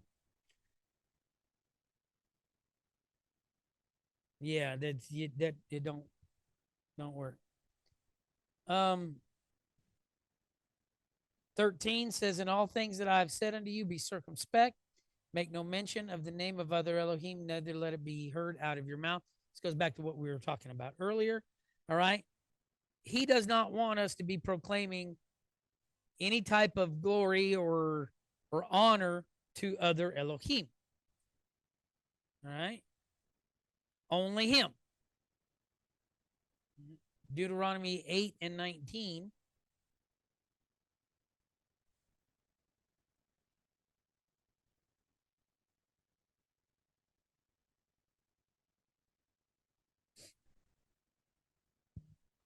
Deuteronomy 8 and 19.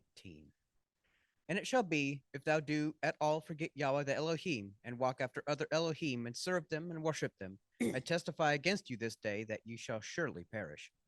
So we're not supposed to be touting the greatness of other Elohim. I'm pretty sure that nobody in this house is doing that, or in the Zoom room is doing that. But how many people do you see that have jewelry that's tied to other Elohim, or tattoos, or all of this kind of stuff? You know what I mean? And people that, wear those Thor hammers around their neck and all that kind of stuff. It's like it's a big game, and it isn't. You're you're dicing with your future. You know what I mean? And doing that kind of stuff, it's just it's far too dangerous a game to play. Yes, yes. Yeah, so there's been a lot of resurgence of like blatant Odinism, for example. It has. I never thought I would see. Okay, oh yeah, that's dead. That's done away with all those false deities. Praise be Yahuwah, we don't live in a time where there's a bunch of people believing in all these statues and false deities, but it has really made a resurgent. I just couldn't believe it. You see it all the time. Well, I mean, I thought we got done away with thinking that the earth was flat hundreds of years ago. But you got a bunch of people out there thinking that the world is flat. Do you see what I'm saying? Yeah, I think a lot of this whole people are very dissatisfied with Christianity as a whole because of all these things that they've seen, scandals and all this stuff, and it's like, if they don't see anything different in us, why do they need to change? They can get unrest and scandal and all that in any religion. So why would they need to do any better? So many of them, they don't believe in it anyway. And, so again, there is a big upswing in it. But I mean, there's one major religion that's never got away from idol worship. Amen. All right. They still bowing down to statues today. Always have, always will. So it again, it shouldn't shock anybody. Verses 14 through 17 talks about that 3 times in a year that the men got to come up. And what are those? unleavened bread, Shavuot, and tabernacle, right? So we got to make sure, guys, says don't come empty, all right? So we need to make sure we're there.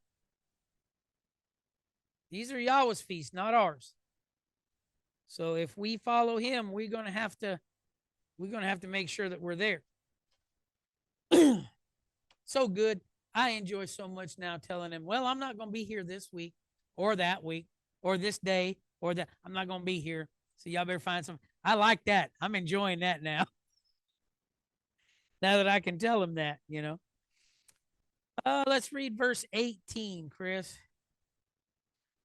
Exodus 23:18. Thou shalt not offer the blood of my sacrifice with leavened bread, neither shall the fat of my sacrifice remain until the morning.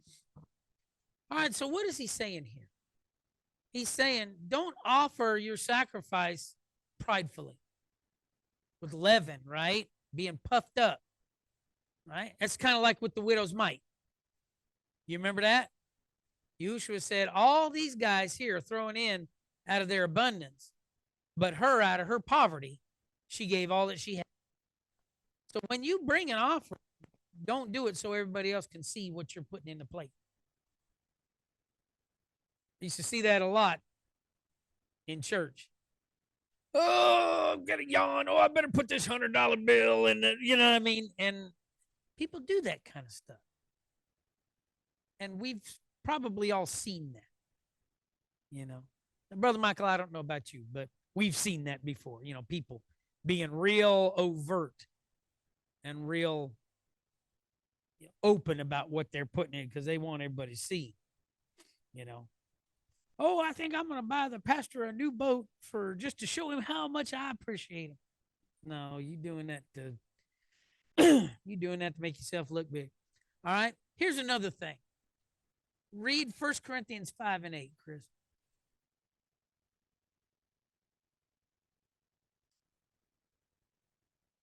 1 Corinthians 5:8 says, Therefore let us keep the feast, not with old leaven, not with the leaven of malice and wickedness, but with the unleavened bread of sincerity and truth. So don't offer your offering with malice and hatred and bad feelings in your heart. Okay?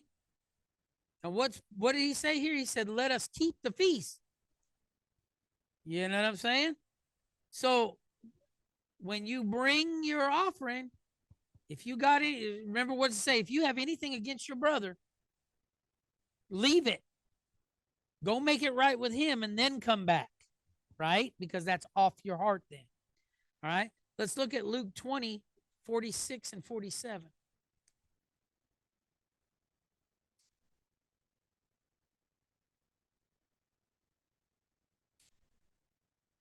Luke 20, starting in 46.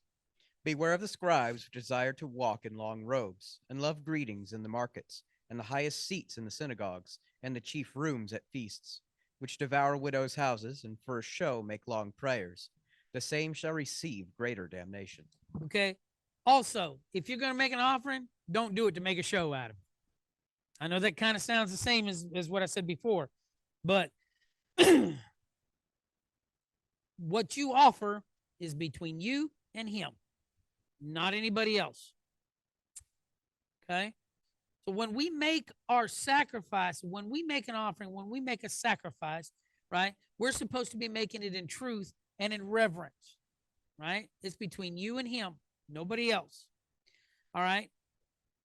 But if it's done, and if it's done for any other purpose, then you might as well just keep it because it ain't going to do you no good. Right? Here's one more thing I want to tell you because I've seen this a lot in the church as well. I'm not slamming the church, I'm telling you, but there's a lot of things I've seen that didn't become apparent until after I had begun to walk this way.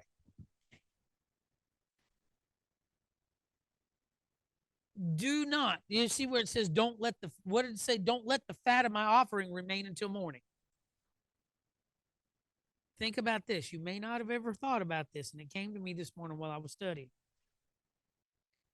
I think what it's saying is don't let your sacrifice, what you're giving up, whatever that thing, don't let it remain after you've offered it. For example, if you got a problem with cigarettes, okay? If you got a problem with cigarettes and you go up there and you lay them on the altar, oh, Father, I'm done with them. Oh, I know you healed me of it. And don't get up from the altar and pick them up and put them back in your pocket. Yeah, we did. And that's where I'm getting this from. But that's what I think he's saying. When they offered the sacrifice, it needed to be, it was called a whole burnt offering, right? So it needed to be burned up. It's just like the lamb from Passover. We're not to let any of it remain until the morning. If there is, then what do we got to do? We got to burn it up. And it's heartbreaking because you're thinking, man, that sure go good with some scrambled eggs. But it's heartbreaking, but you got to get rid of it. So if you give something up as a sacrifice to him, turn it loose. Can we agree on that? Turn it loose, right? Don't let it remain. Let it go completely. All right, let's read verses 20 through 22. This is really, really good.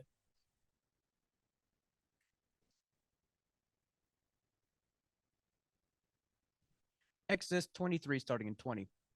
Behold, I send an angel before thee to keep thee in the way and to bring thee into the place which I have prepared. Beware of him and obey his voice. Provoke him not, for he will not pardon your transgressions, for my name is in him. But if thou shalt indeed obey his voice and do all that I speak, then I will be an enemy unto thine enemies and an adversary unto thine adversaries.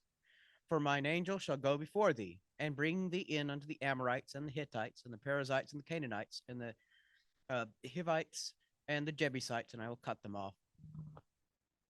So look at verse 21. It says, beware of him and obey his voice. Do not provoke him, for he will not pardon your transgressions, for my name is in him. And there's a lot of places where we've seen Yahushua show up, pre-incarnate Yahushua, right? The captain of the armies of the hosts of heaven, several times. We've seen him show up. Okay? People say, well, that could be Michael. It could be well, El is not a proper name. El is a title. But Yahushua, the Father's name is in him. And he can forgive it. So you see what I'm saying? That's really incredible right there. Because my name is in him. That's pretty wild. Pretty wild.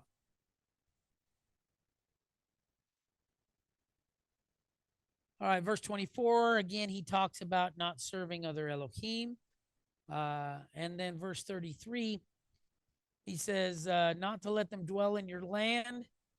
He's talking about other believers, people who are idol worshipers. Don't let them live in your land because they're going to make you sin against them. And if you serve their idols, they're going to be a snare unto you. Okay? What is a snare? It's a trap. All right? They're not there to make peace with you.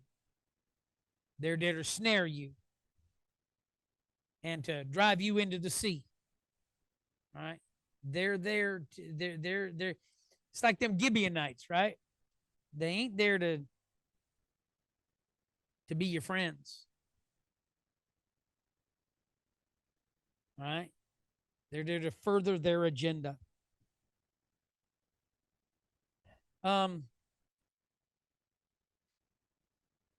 So verses 1 and 2 in chapter 24, it's important to see here that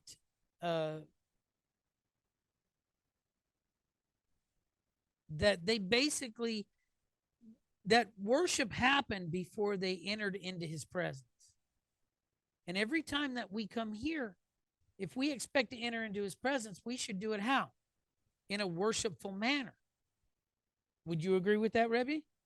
We need to have him on our hearts and on our minds. We need to have, we need to be focusing on him. And if we want to get the most out of our service here, we need to be,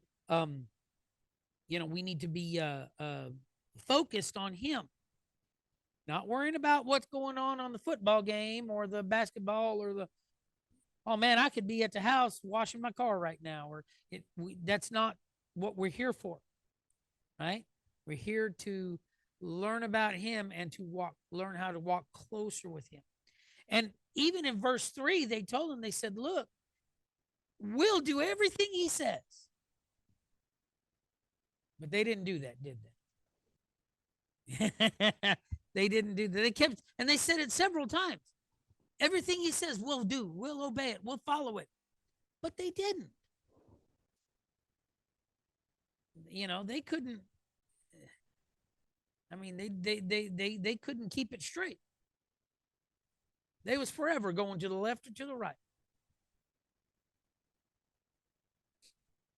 And over here in verse 4 talks about Moshe wrote all the words of Yahweh, and he rose up early in the morning, and he built an altar under the hill. And how many pillars did that altar have? 12. So 12 pillars, 12 tribes, right? If there was only one tribe, he wouldn't have built 12 pillars.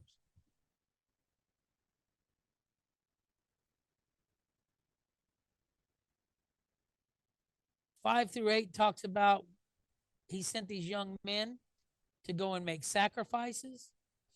And he took half the blood and he put it in basins, and half of it he sprinkled on the altar. And it says here that he took the book of the covenant and he read it in the audience of the people.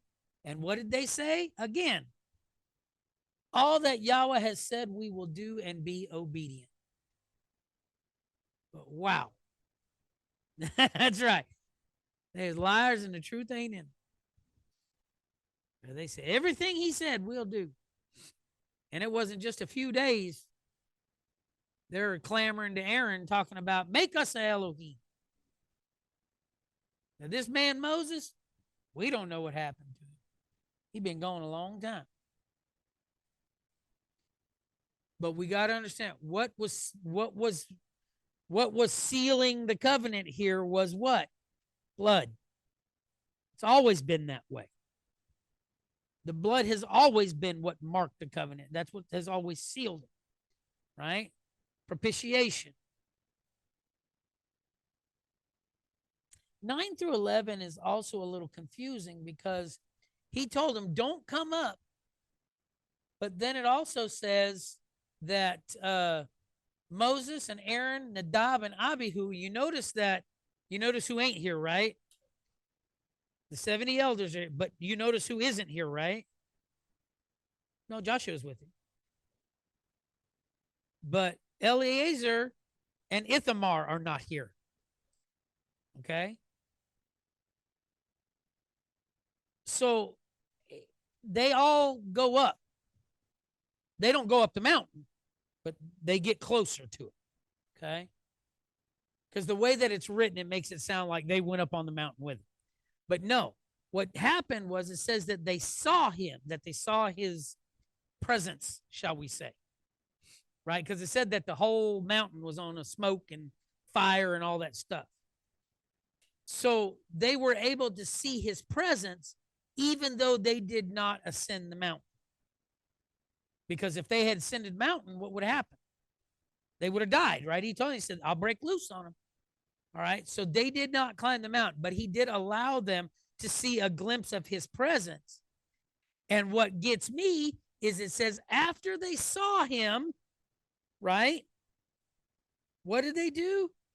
They celebrated the only way that Israelites know how. They ate and drank, right? Because they're sealing the deal, right? Well, I mean, they weren't that far away, you know. But then, so verses 12 through 14, we see where Moses goes up. But what does he do before he leaves, before he steps off the scene?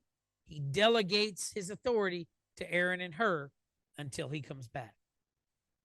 All right? So, remember, the only one who ever really got close to him was Moses, right? He let him get in the cleft of the rock, said, you can see my backside, but you can't see my front side. So, like I said, it's awesome that he gave them the ability to kind of get a glimpse of his presence. You know what I mean? But he told him, he said, y'all stay on down here. Aaron, you come on. Moses, you come on up. And so anyway, let's remember, okay, that the biggest thing I want us to take away from today is that our actions all have consequences, whether good or bad. If we'd have been able to follow the rules from the beginning, we wouldn't be in the situation we're in now. If they had done what they were supposed to do 4,000 years ago, we wouldn't be dealing with what we're dealing with today. You know what I mean? So let's remember, our actions, you've always heard, actions speak louder than words. When we say that we're going to, all that he says we're going to do and we're going to hear and we're going to obey, let's actually do that. Let's do that. Anyway, that's my Parsha for today. I want to thank everybody for being here, those here in the house, and of course, those in the Zoom room. We love and appreciate you, and we thank you so much for spending your Shabbat day with us. I hope that there was something in this message that you were able to latch onto and enjoy, maybe put it into practice in your life. But let's continue to look after each other because we're all we have.